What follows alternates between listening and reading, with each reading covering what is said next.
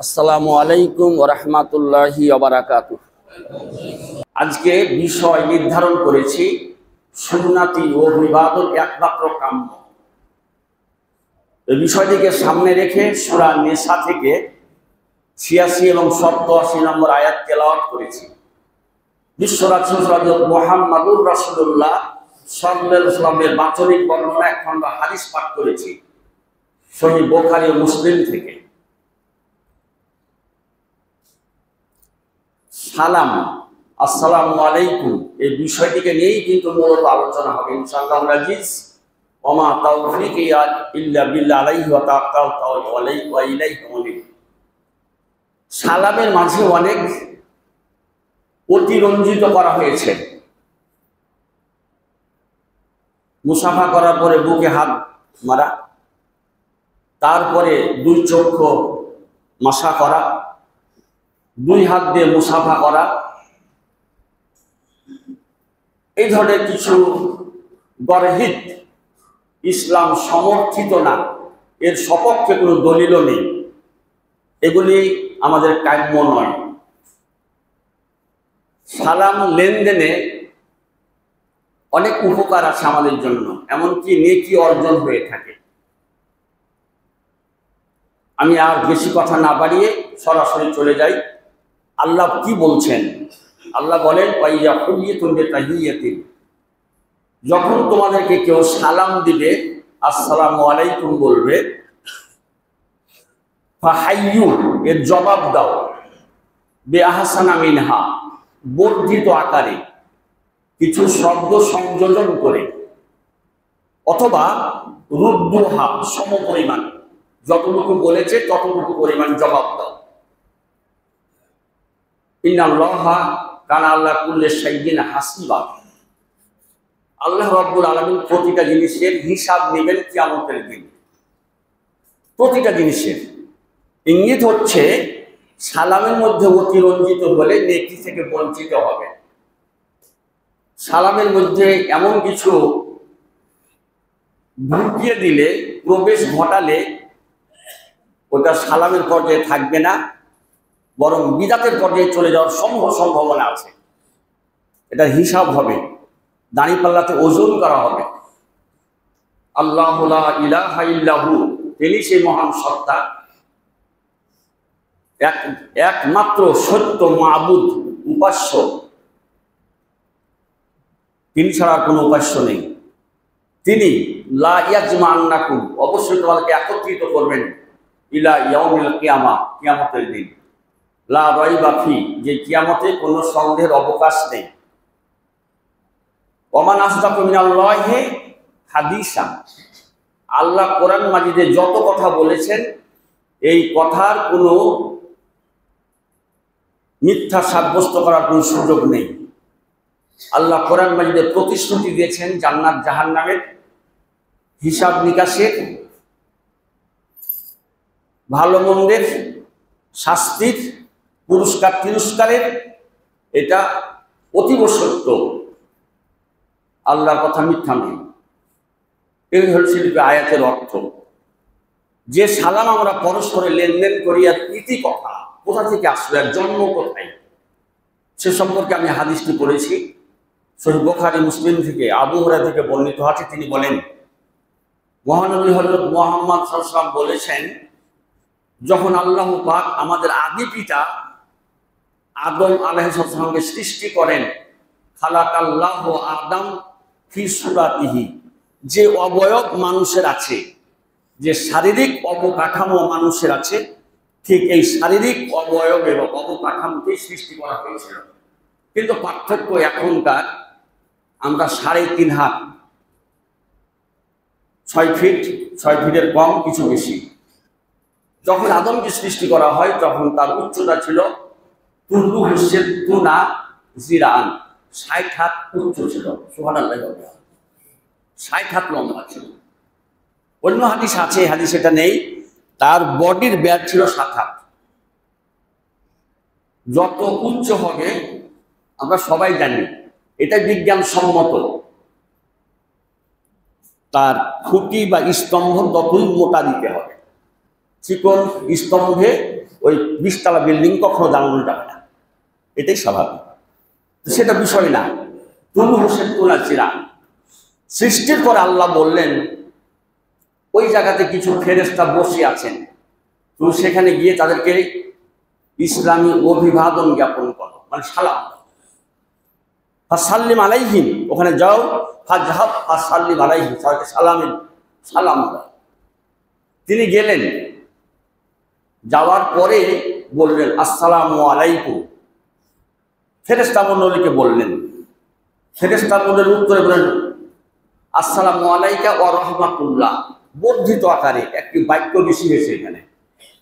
তিনি বললেন শুধুমাত্র আসসালামু আলাইকুম, তার উত্তর পেলেন আসসালামু আলাইকা ওয়া রাহমাতুল্লাহ, বেশি পেলেন। ওই যে আয়াতের সঙ্গে সামঞ্জস্য।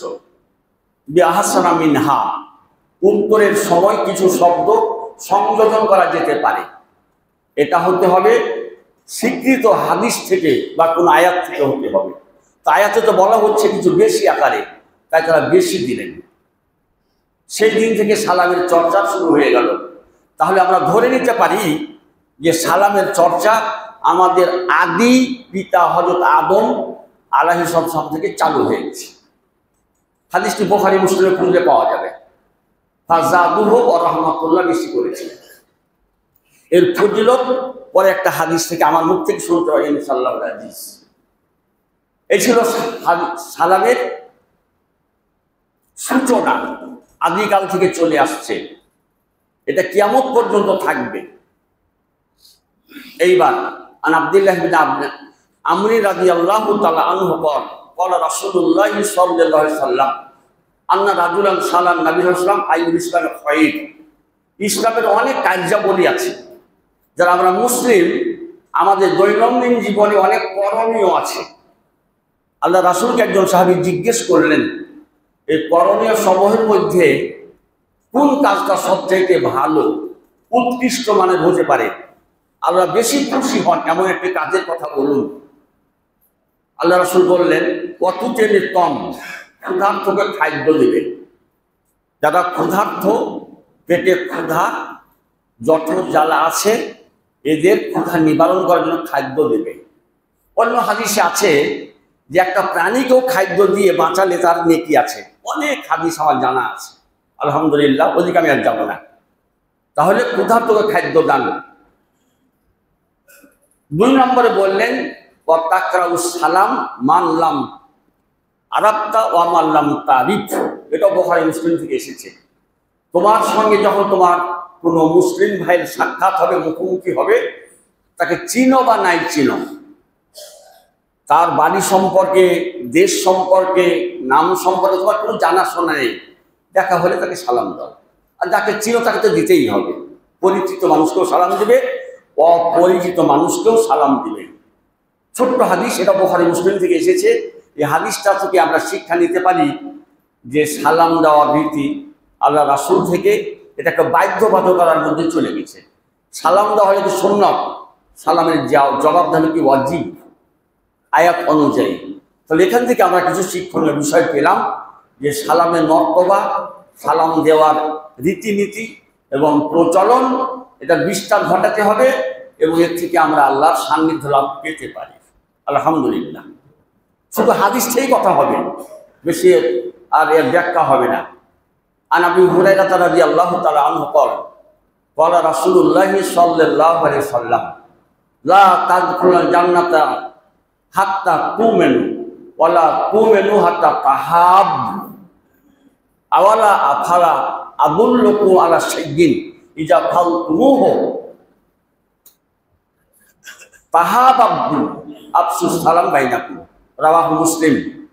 এই হাদিসটি আবু হুরায়রা রাদিয়াল্লাহু তাআলা থেকে বর্ণিত হয়েছে। তিনি বলেন মহানবী হযরত মুহাম্মদুর রাসূলুল্লাহ সাল্লাল্লাহু আলাইহি ওয়াসাল্লাম বললেন সাহাবীদেরকে উদ্দেশ্য করে যে তোমরা জান্নাতে যেতে পারবে না, আল্লাহর জান্নাত তোমরা পেতে পারো না যতক্ষণ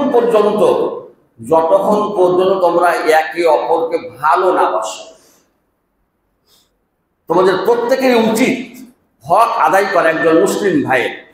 এটা হলো কি, তাকে ভালোবাসা, তার সঙ্গে সম্প্রীতি বজায় রাখা, তার সঙ্গে হৃদ্যতা, মহানুভবতার সঙ্গে, উদারতার সঙ্গে তাকে তার মুখোমুখি হওয়া, ভালোবাসা। আল্লাহ রাসূল বললেন এই ভালোবাসাও তো এই ইমানও, ইমান না আনলে জান্নাত পাওয়া যাবে না, আর ইমানদার হওয়া সম্ভব হবে না পরস্পরকে ভালো না বাসলে। হাত্তা তুমি আল্লাহ রাসূল বললেন আমি কি তোমাদেরকে বলবো ছোট্ট একটি বিষয়, যে বিষয়টি সম্পাদন করলেই, যে বিষয়টি পুরোপুরি হক আদায় করলেই তোমাদের মাঝে অন্যের সঙ্গে পরস্পর মধ্যে প্রীতিভাব, ভ্রাতৃত্ববোধ, ভায়াচারী সম্পর্ক স্থাপন হতে পারে। রাসূল বলেন আফসুস সালাম বাইনাকুম, তোমরা পরস্পরকে সালামের রীতি, পরস্পরের মধ্যে সালামের লেনদেন করো, তাহলে তোমাদের মধ্যে সম্প্রীতি আসবে, এই ভালোবাসা আসলে তোমরা ইমানদার হবে, আর ইমানদার হলে তোমরা মহব্বত, ভালোবাসা পেলে জান্নাতে যেতে পারবে।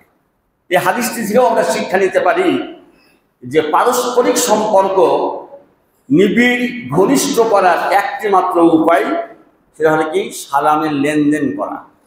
দেখা সাক্ষাৎ হলেই সালাম দেওয়ার নীতি প্রচলন করা। আফসোস এই সালামগুলাকে উৎখাত করে আজকে আমরা করছি কি, রাত্রে টর্নেডো হয়ে গেছে, সাইক্লোন হয়ে গেছে, জল উচ্ছ্বাস হয়ে গেছে, প্রভূত দেশের ক্ষতি হয়েছে, আমি সেই গেলাম গুড মর্নিং, গুড মর্নিং,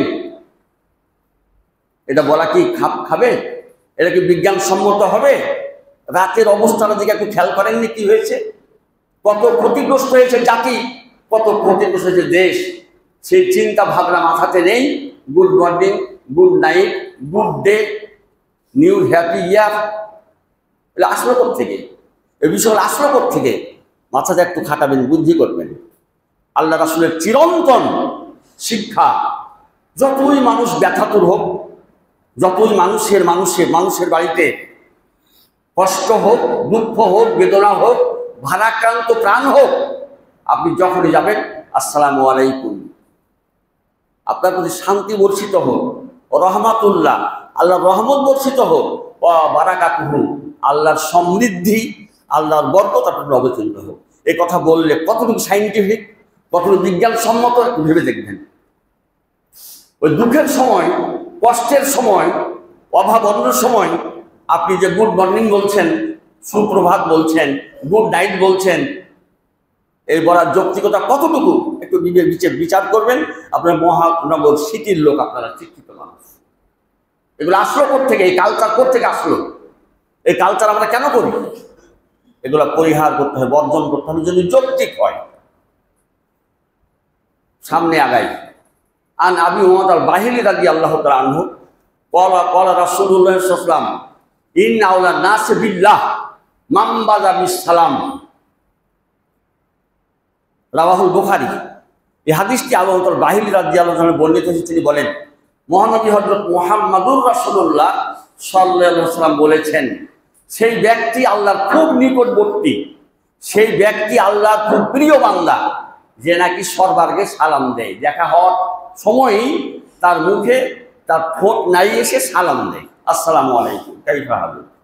তারপরে অন্য কথা, অন্য কুশলাদি জানার চেষ্টা করে, কিন্তু যে আগে সালাম দিল সে আল্লাহর প্রিয় পাত্রে পরিণত হয়ে গেল। সুবহানাল্লাহ। হাদিসটা ছোট্ট, হাদিস খুব ছোট্ট, মাত্র 7টি শব্দ আছে এর মধ্যে।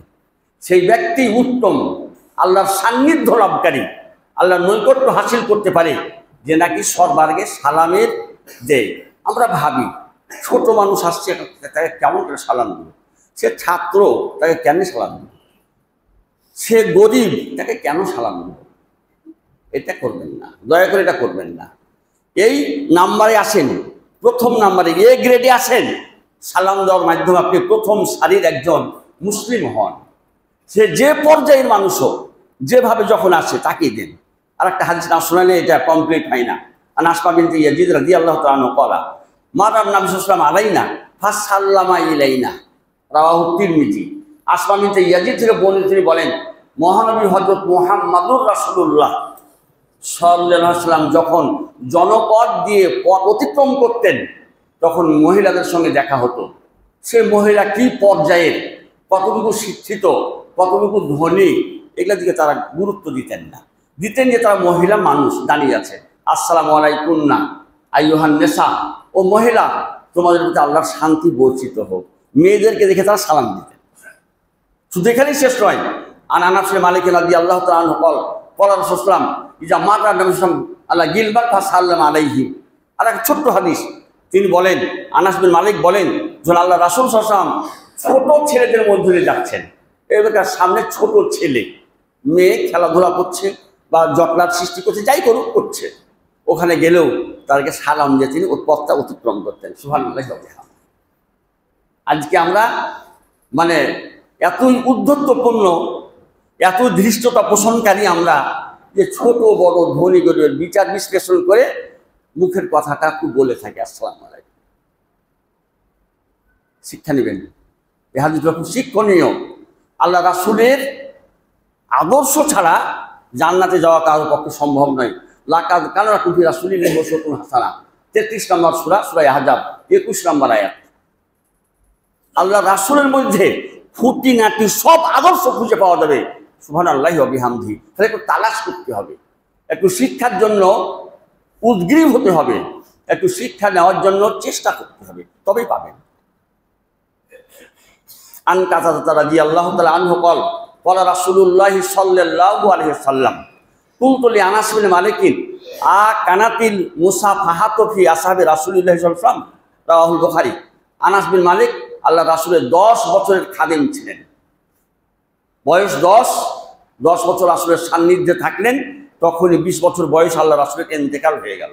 এই আনাস বিন মালিক, তার জন্য আল্লাহ রাসূল দোয়া করেছিলেন শেষ পর্যায়ে, আল্লাহ আকসির মা লাহু ওয়ালাদাহু, আল্লাহ এই আমার খাদেম, দীর্ঘ 10 বছরের খাদেম, একনিষ্ঠ খাদেম আনাস বিন মালিক, এর ছেলে মেয়ে তো বরকত দিও, এর সম্পদও বরকত দিও।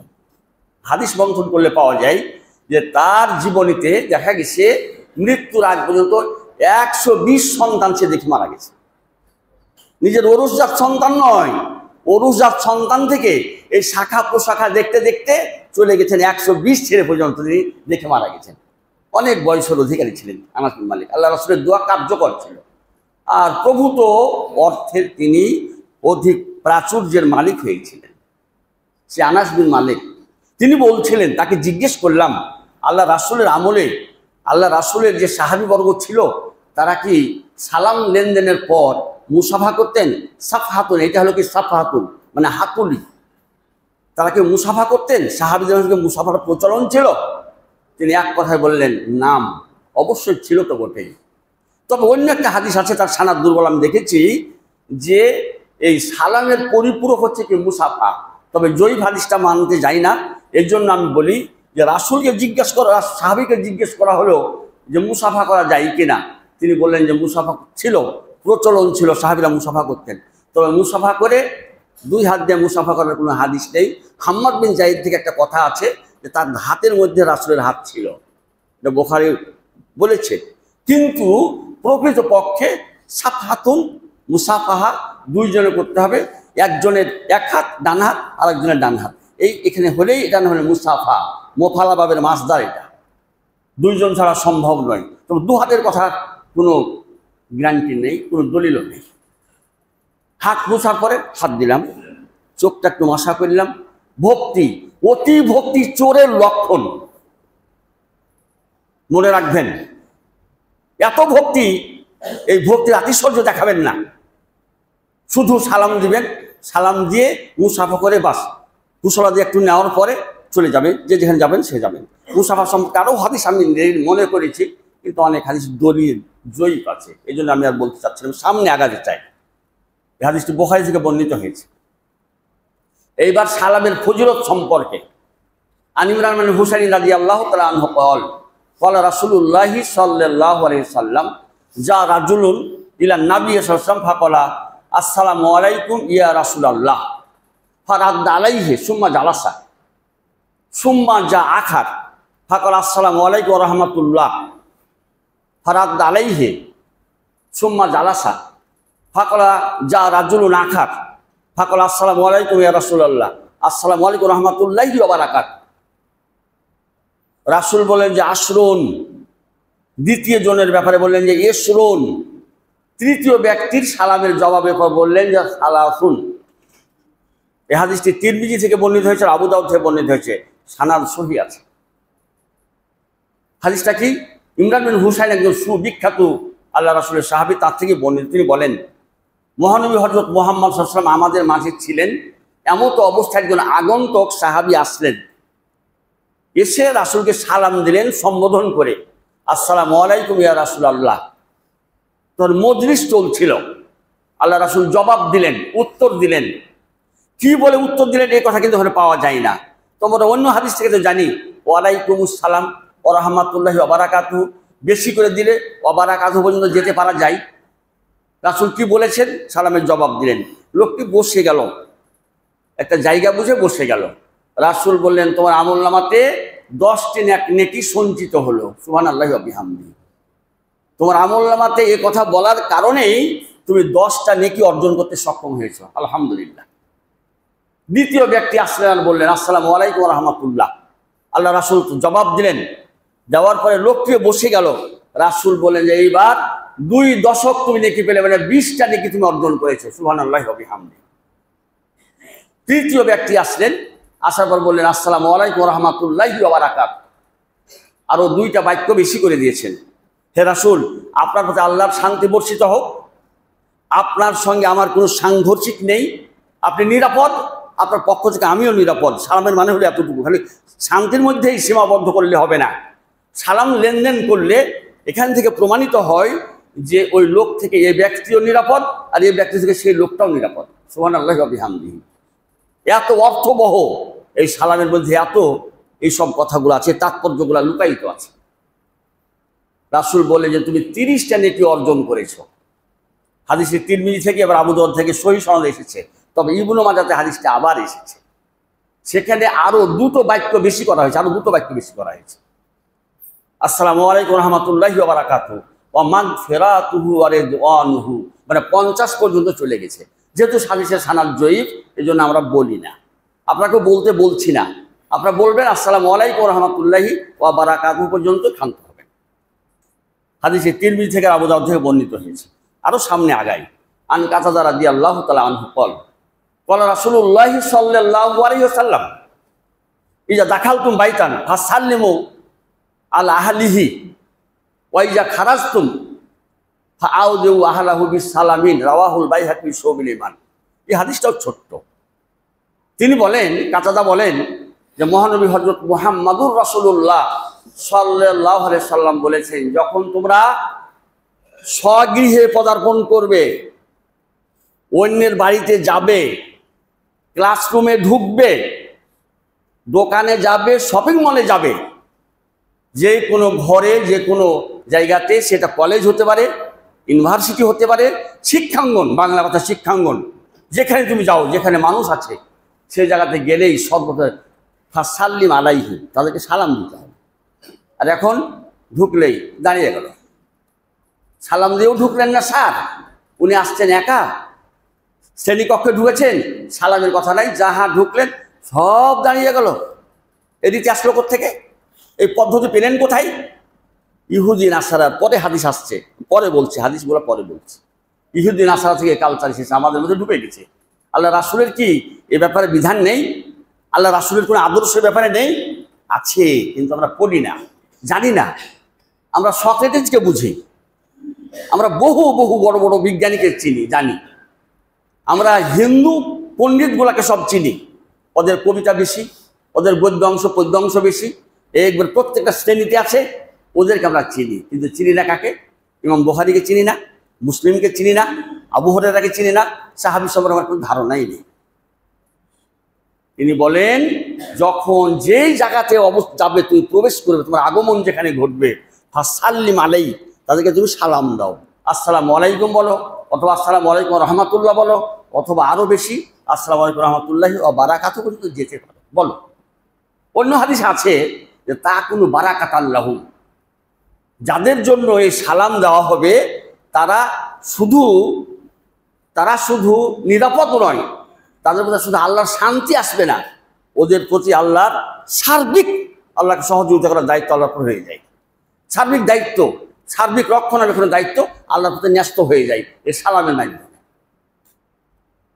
এইবার প্রস্থানের বিষয়টা, ওয়াইজা খারাজতুম, যখনই প্রস্থান, যখনই সেই গৃহ ত্যাগ করছি, পাঠশালা ত্যাগ করছি, ইন্ডাস্ট্রি ফ্যাক্টরি যেখান থেকে হোক, একবারই মহান যে আমাদের আছে কি জাতীয় সব বসে ওই যে সংসদ ভবন, ওখানে ঢুকলেও সালাম দিয়ে ঢুকতে হবে, বের হলেও সালাম দিয়ে বেরিয়ে আসতে হবে। নাও দেউ বিসালাম আহলাহু, যখন বের হবে তখন সালাম দিয়েই বের হবে। মসজিদে এসেছেন সালাম দিয়ে আসবেন, নমাজ যে পড়ছে পড়ুন, অনেক ফেরেশতা আছে সালাম দিবেন, জবাব দিবে তারা। বেরিয়ে যাবেন, যারা আগে বের হবেন সালাম দিয়ে বের হয়ে যাবেন। এই যে শিক্ষা, এটা কি মসজিদের জন্য নির্দিষ্ট না? এবার একটা আয়াত বলি তাহলে বুঝতে পারবেন। সূরাতুন নূর, ইয়া আইয়ুহাল্লাযীনা আমানু লা তাদখুলু বুয়ুতান গায়রা বুয়ুতিকুম হাত্তা তাস্তানিসু সাল্লিমু আলা আহলিহা যালিকুম খায়রুল লাকুম। ২৭ নম্বর আয়াত সূরা নূরের। আল্লাহ বলেন, হে মুসলিম সমাজ, হে ঈমানদারগণ, মুসলিম বৃন্দ, যখনই তুমি স্বগৃহে বা অন্যের গৃহে প্রবেশ করবে আগে সালাম দাও। তার মধ্যে অন্যের গৃহে গেলে অনুমতি চাইতে হবে, আসতে পারি কিনা। অন্যের গৃহে গেলে হোক ঢুকে পড়বেন যেখানে সেখানে পর্দার আয়াত হল পর্দার আয়াত। পর্দা তো ভালোই না, আমাদের পর্দা ফরজ, কিন্তু পর্দা নেই। যত মানুষ দেখছি ন্যাকেট। শুধু বাড়িতে গেলাম একটু অবসর সময়ে চ্যানেলটা দিলাম, যা ভারতের চ্যানেল আসলে তুমি চোখ খারাপ হয়ে যায়। নাউজুবিল্লাহ। দেখে দেখে আমরা অভ্যস্ত হয়ে গেছি। এখানে একটা উদাহরণ যদি দেওয়া যায় বুঝবেন, কথা কিন্তু আমাকে সময় দেয় না। যখন মিথ্যা বলে মানুষ, মিথ্যাটা দুর্গন্ধ ছড়ায়, আমরা বুঝতে পারি না। মিথ্যা বললে দুর্গন্ধ ছড়ায়, আর মিথ্যাবাদের কাছে ফেরেশতারা সরে যায় দুর্গন্ধর কারণে। কিন্তু আমরা বলছে সবাই মিথ্যা বলছি, আমরা কেউ কাছে সরি না, নাকে গন্ধ লাগে না। একটা মেয়ের বিয়ে হয়েছে যারা গোস্ত করে তাদের বাড়িতে, পশুর বাড়িতে যাওয়ার পরে খালি পশুর বাড়িতে চামড়ার গন্ধ, এই গন্ধ সেই গন্ধ, থাকতে পারে না।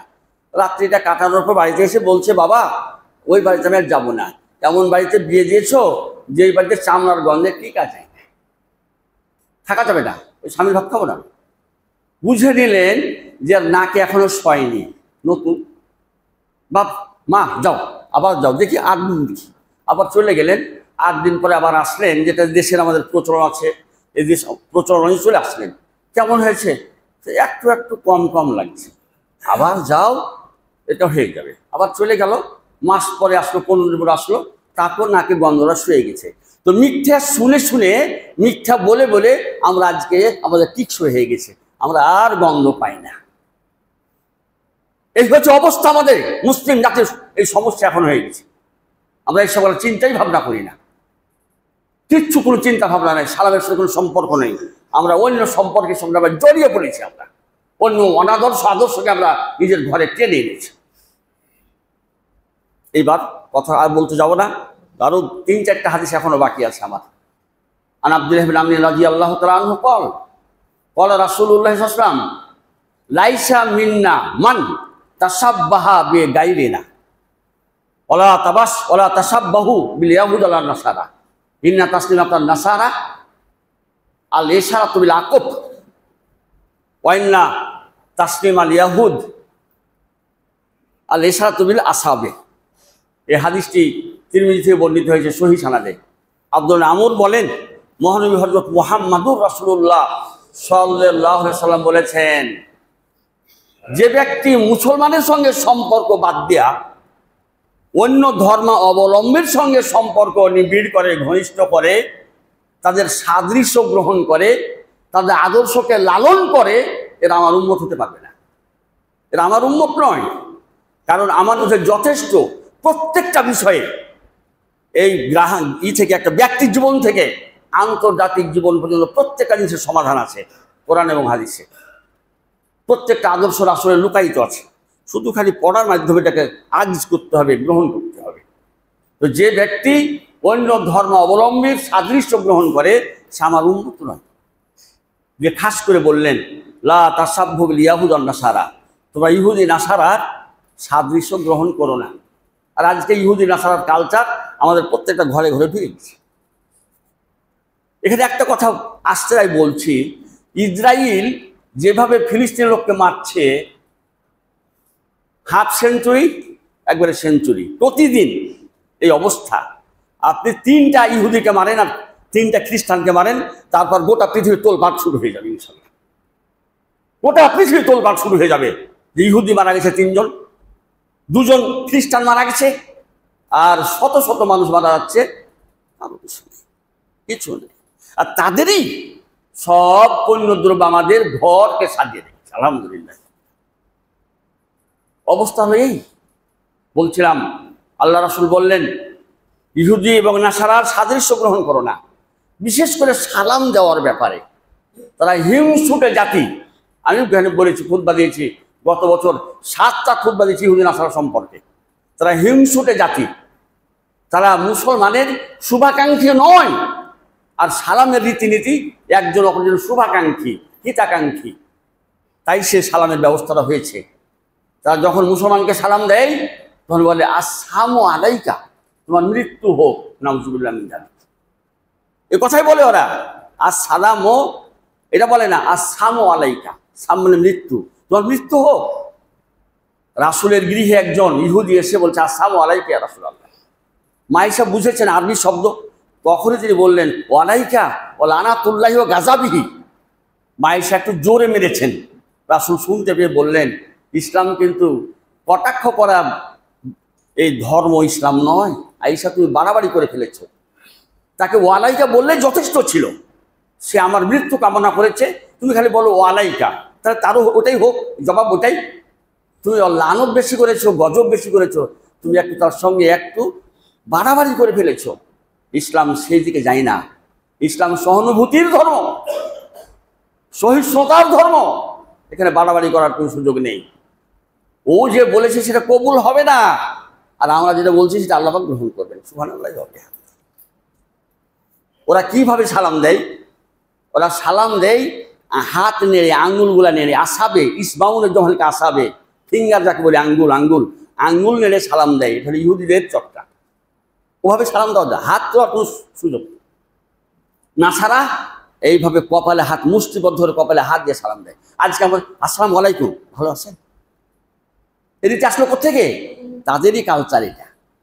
এখান থেকে উঠে আসতে হবে, আর উত্তরণ ঘটাতে হবে। আমাদের এই অনাদর্শ আমাদের জীবন থেকে মুছে ফেলতে হবে, ডিলেট করতে হবে। শুধু এখানেই শেষ নয়। আনাস বিন মালিক রাদিয়াল্লাহু তাআলা আনহু ক্বালা রাসূলুল্লাহ সাল্লাল্লাহু আলাইহি সাল্লাম ইজা সাল্লামা আলাইকুমুল ইয়াহুদ আহলুল কিতাব ফাকুলু আলাইকুম, রাওয়াহুল বুখারী। ছোট্ট হাদিস। আনাস বিন মালিক বলেন, যখন ইহুদিরা সালাম দিবে তখন বেশি কথা বলবে না, ওয়ালাইকুম বলে রেখে দাও। তুমি যা বললে তার জবাব ওইটাই। আর একটা হাদিস বলে আমি শেষ করতে চাচ্ছি। আন আবি হুরায়রা রাদিয়াল্লাহু তাআলা আনহু ক্বালা রাসূলুল্লাহ সাল্লাল্লাহু আলাইহি ওয়াসাল্লাম ইজা লাকি আহাদুকুম আখাহুল মুসলিম ফা ইউসাল্লিম আলাইহি। হাদিসটি আবু হুরায়রা বর্ণিত হয়েছে। তিনি বলেন, মহানবী হযরত মুহাম্মদুর রাসূলুল্লাহ বলেছেন, যখন মুসলিম ভাইয়ের সঙ্গে দেখা হবে তখন তাকে সালাম দিয়ে ইসলামী সুন্নাতি অভিবাদন জ্ঞাপন করবে। গুরুত্ব আসছে সালামের। ফাইন হালাত বাইনাহুম, একবার সালাম মুসাফা হয়ে গেল, বা মুসাফা হলো না, সালাম হলো, চলে গেলেন, ফিরে এসে আবার দেখা হয়ে গেল, কিছুক্ষণ পর আবার দেখা হলো। দেখা হওয়াটা বলা হয়েছে, রাসূল বলেছেন ফাইন হালা বাইনাকুম যে দারুন ওয়াল, যদি তোমাকে অন্তরাল করে, সাজারুন, যদি গাছের একটু গাছের কারণে আসলে দেখা সাক্ষাৎ হলো না, গাছের একটু ওদ্দে চলে গেল, অথবা হাজারুন বড় পাথরের একটু ওতে চলে গেল, তুমি দেখতে পেলে না, পরে আবার দেখা হলো, খালি সাল্লিম আলাই, আবার সালাম দাও। তাহলে সালামের গুরুত্ব কত হতে পারে, যে সালাম একই লোকের সঙ্গে 3-4 বার হতে পারে। বলেছি আর একটা হাদিস বলবো, খালি এসে যাচ্ছে অনেক কথাই, আর একটু খালি হাদিসের গুরুত্বটা বাড়ানোর জন্য সালামের। আব্দুল্লাহ বিন উমর বাজারে যেতেন খালি সালাম দেওয়ার জন্য। একজন সাহাবীর হাত ধরে চলে যাচ্ছেন, কেনাকাটা কিচ্ছু নাই, আসসালামু আলাইকুম আসসালামু আলাইকুম বলছেন, আর যাচ্ছেন যাচ্ছেন যাচ্ছেন, ঘুরে চলে আসলেন। ব্যাপার কি? বাজার মানে তো কি পণ্য দ্রব্য কেনাকাটা হয়, তা আপনি তো কোনো কিছু কেনাকাটা করলেন না, খালি গেলেন। আরে পাগলা, সালাম দিলে হৃদ্যতা বাড়ে, সহানুভূতি ভারে একজন মানুষের হিতাকাঙ্ক্ষিতে রূপান্তরিত হয়। শুধু এইটাকে আমি লালন করার জন্য বাজারে গেছি, কোনো পণ্য দ্রব্য কেনার জন্য যাইনি। সুবহানাল্লাহ। ইউসাল্লিমু সাগীর আলাল কাবীর, ছোটরা বড়কে সালাম দিবে। যারা দ্রুতগামী জানে যাচ্ছে তারা অদ্রুতগামী জানওয়ালাকে সালাম দিবে। যারা পায়ে হেঁটে যাচ্ছে বসে থাকা মানুষকে তারা সালাম দিবে। যারা সংখ্যায় বেশি তাদেরকে সালাম দেবে, সংখ্যায় কম। রাওয়াহুল বুখারী। আমি আর কথা বাড়াবো না, এখান থেকে আমি শেষ করতে যাচ্ছি। সালামের ইতি টানতে যাচ্ছি। সালামের মধ্যে অনেক রহস্য লুকায়িত আছে। সালামের মাঝে আমাদের সম্প্রীতি, ভালোবাসা, মহব্বত, ইমানকে জোরদার করার, শক্তিশালী করার উপায় ও উপকরণ নিহিত আছে। আসুন আমরা সালামের লালন করি সুন্নাতি কায়দায়, আল্লাহ রাসূলের আদর্শ অনুযায়ী। এর মধ্যে যদি কোনো বগড় থাকে, ভেজাল থাকে, যদি অনাদর্শের কিছু আদর্শ এসে যায়, পরিহার করি। আল্লাহ পাক আমাদেরকে তৌফিক দান করুন, আল্লাহুম্মা আমিন। একজন ইঞ্জিনিয়ার, চিফ ইঞ্জিনিয়ার রাজশাহী ইউনিভার্সিটির আব্দুর রহিম সাহেব মারা গেছেন। তার বিদেহী আত্মার জন্য দোয়া করছি। আল্লাহুম্মা গফির লাহু ওয়ারহামহু, আল্লাহুম্মা গফির লাহু ওয়ারহামহু, আল্লাহুম্মা গফির লাহু ওয়ারহামহু ওয়াফিহি ওয়াফু আনহু ওয়াকরিম নুজুল হসসে মাদখালাহু।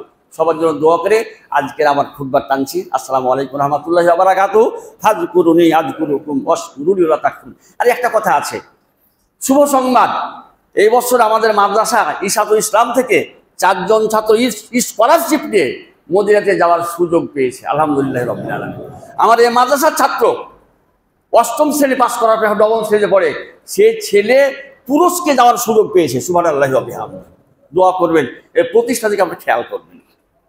আমাদের সময় শেষ, কখন চলে যাব আপনারা দেখবেন। আপনাদের অর্থ দিয়ে, আপনাদের সব কিছু দিয়ে কাজে লাগাবেন। এখনই মাদ্রাসা অনেক উপরে যাওয়ার চেষ্টা করছে। আল্লাহ পাক সেটা যাওয়ার তৌফিক দান করুন, আপনাদের খিদমত করার তৌফিক দান করুন। আসসালামু আলাইকুম রহমতুল্লাহি ওয়া বারাকাতুহু।